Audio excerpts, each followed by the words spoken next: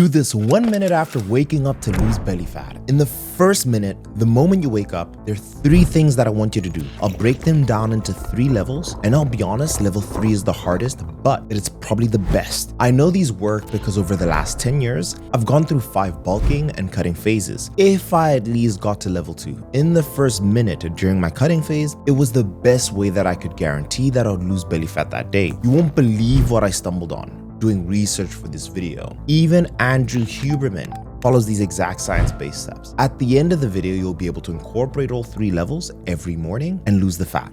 Let's kick it off. Level 0. I've added this level as 0 because I consider it too easy, but it's a big mistake that most people are making. I'd recommend combining level 0 and level 1. So level 0 is sunlight. Let me explain. 80% of the genes in our body work on a 24-hour schedule. They fluctuate between high and low across 24 hours. Your health benefits when they're high at the right time and when they're low at the right time. But this 100% includes your ability to lose fat. Sunlight is like the reset button for your body's internal clock. And the moment that button is pressed, there's a cascading effect. All of your hormones and genes are affected in your body.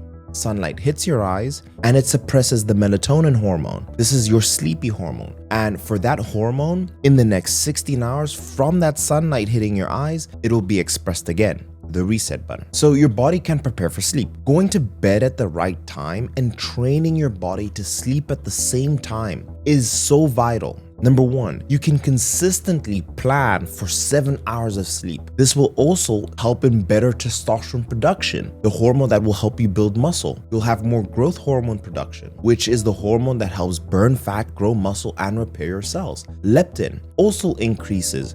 That hormone tells your brain that it's full. And sleeping enough also decreases all the hormones that make you fat. Another reason is dopamine. It's known as the feel-good or the reward hormone, but it's actually the motivation hormone, the hormone that gives you drive when it pushes you more. So you'll notice why people who live in sunny countries are happier, they're healthier, they're more motivated to work out, to be outside, to be active. And I know this in my own experience. I lived in Russia, Moscow, for 8 years. I hated the winters. I was sad, I was depressed, and I was like, damn, why do I feel so down for no reason? And the complete opposite in the summer. If you live in a cold country, let me know in the comments if you guys know what I'm talking about. So instead of waking up, staying in bed a little longer, doom scrolling on social media first thing in the morning, don't even get me started on that. I want you to immediately, in the first minute, get some sunlight. If you live in a cold country, or let's say the sun comes out a little later, you can get a sun lamp. And you can order that on Amazon. And how you start your day is so important. Get out of bed, open up your curtains, and look outside. You don't have to look directly into the sun. I don't want you to damage your eyes, but you want those light photons entering your eyes. This will improve your mood. It will improve your sleep in the evening, your testosterone, your motivation, everything. And that's level 0. Now, let's move on into level 1. I call this sun walking. Now, Dr. Andrew Huberman talks about getting exercise, which can be hard to do the first thing in the morning. Aerobic exercise is best done in the morning and weight training is best done in the afternoon. I think there's far more individual variation than that. I think there are, however, a couple windows that the exercise science literature and the circadian literature points to as windows related to body temperature. Performance is optimized, injury is reduced, and so on. And those tend to be 30 minutes after waking, and that probably correlates with the inflection in cortisol associated with waking, whether or not you get light or not. 3 hours after waking, which probably correlates to the rise in body temperature sometime right around waking, and the later afternoon, usually 11 hours after waking. Now, if you're an absolute beast, easy for you to get into the gym, but I like my suggestion better, and I'll tell you why. I just want you to go for a walk in the sun. And I'll explain the science, I'll explain the physical and the mental benefits of doing this first minute to lose belly fat. Before I do throw this, I'll throw in a disclaimer and that we're all on the same page. Yes, we all know that it is calories in versus calories out. Your input must be less than your output. But I also like sharing anecdotal experiences, what I see in action with myself and all my clients. So the physical part, we know 10 minutes of walking will give you 1,000 steps, and doing this first thing in the morning is easy on the body. It'll wake you up. You'll start burning calories first thing, which will help you lose belly fat and fat in general. And it will make it so much easier to get that 10 to 15K steps at the end of the day because you've already done it. And most of my clients do this, which is a great segue into the mental side. Mentally in the morning, it's an amazing way to clear your mind, improve blood flow to the brain, a chance to quickly plan your day and start off on the right foot. The hormone endorphin is released, and endorphin comes from the word endogenous, which means within the body, and morphine, pain reliever. So if you put them together, it means a natural pain reliever. And they are feel-good chemicals because they can make you feel better and put you in a positive state of mind. Exactly why doctors or psychologists will tell you, if you're feeling stressed, go on a walk. Now, let's talk about the science. Research has shown that there is no added benefit to fasted cardio compared to fed cardio, but anecdotally, this is what I've noticed, like putting it into practice. If I walk in the morning, the idea of being hungry disappears. So almost like this natural appetite suppressant, and my clients feel the exact same. They forget they're hungry. And it may be placebo, but I like the idea that I'm burning more fat at that very moment because, again, your insulin levels are low, and research shows that walking taps mainly into fat stores compared to running and burning more calories. Just for placebo alone, I think it's a great tool, which explains why bodybuilders, even though they know this, still do fasted cardio. Look at Mr. Olympia, Chris Bumstead. What does cardio look like? 45 minutes fasted in the morning, 25, 30 minutes at night, except on leg day.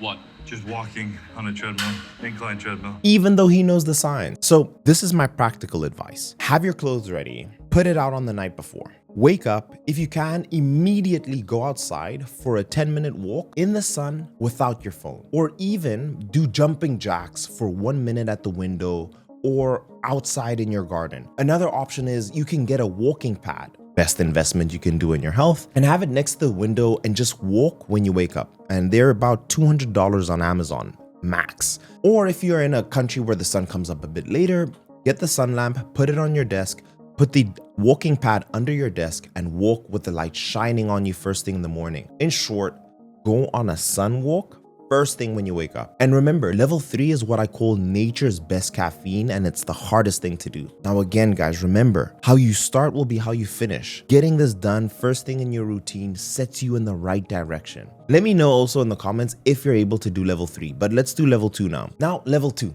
caffeine, extremely powerful. You'll feel awake. Research shows improved cognitive function, which is why most people drink it. And it's also shown to burn more fat. It can also improve your performance output physically, so you can lift heavier and run faster. But take a look at what Andrew Huberman has to say about the benefits of actually delaying your caffeine intake. And I recommend delaying your caffeine intake to 90 to 120 minutes after waking, unless you are using that caffeine to really jolt your system before a workout. So with that being said, I advise also delaying it, but these are some practical applications. Wake up, go for a walk outside, then come home and drink your coffee. If you can do this first thing in the morning, you will notice these minuscule habits will change the course of your belly fat and your fat in general, and the weight will come down. But realistically, you can do level 0, level 1, and level 2 all at the same time. So sometimes I'll walk on the walking pad next to my window in my office with a cup of coffee in my hand.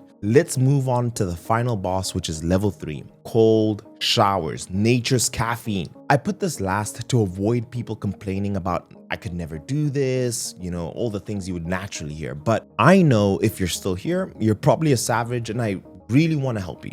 So here are the benefits of cold shower. It's been well established that cold showers can help with weight loss, but let's be honest, you're not going to get a six-pack from just jumping in a cold shower overnight, but it can help contribute to a caloric deficit, physically, mentally, and also in the science. And it can only take a minute or two to perform, so it's well worth giving a go. There's a few theories out there of how cold showers help burn fat, which one of them being that cold showers can activate brown fat and help you burn fat. But the most obvious way in which cold showers can help with weight loss is increasing your metabolism. Shivering is that main component of temperature regulation. When you're cold, our muscles shiver to generate body heat. This movement can increase your metabolism, allowing you to burn more calories and therefore lose more weight. A cold shower is unlikely to burn that many calories, but it can add up. So let's say if you burn 10 extra calories with each shower and you shower every day for a year, then that's 300 calories in 30 days, which is roughly equivalent to walking a brisk walk of 90 minutes. And as you can see, cold showers will not make this huge fat burning contribution, but they require zero effort, almost no time at all, and they can help you over time.